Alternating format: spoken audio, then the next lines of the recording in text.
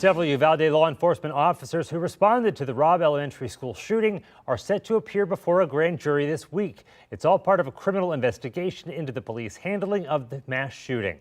KENS 5's Zach Briggs is live in Uvalde with the latest. Zach?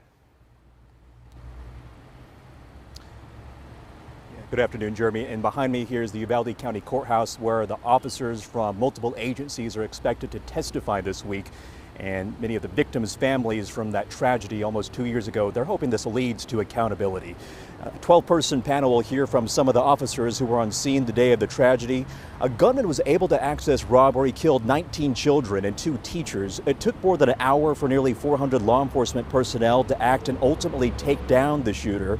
The grand jury convened last month after the U.S. Department of Justice released its review, which scrutinized law enforcement's absence of urgency and lack of leadership.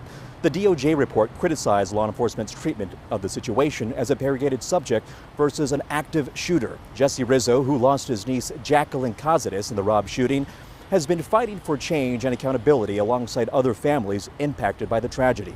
Rizzo says he's skeptical about the grand jury process, but he's hopeful charges are coming. We hope that they're really, truly going to seek justice.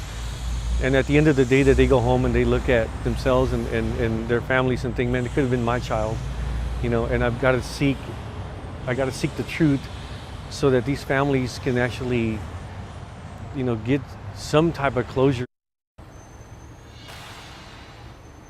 And one of those charges could be potentially child endangerment. As for the future of this grand jury investigation, it could take several weeks or even months. In Uvalde, Zach Briggs, KENS 5.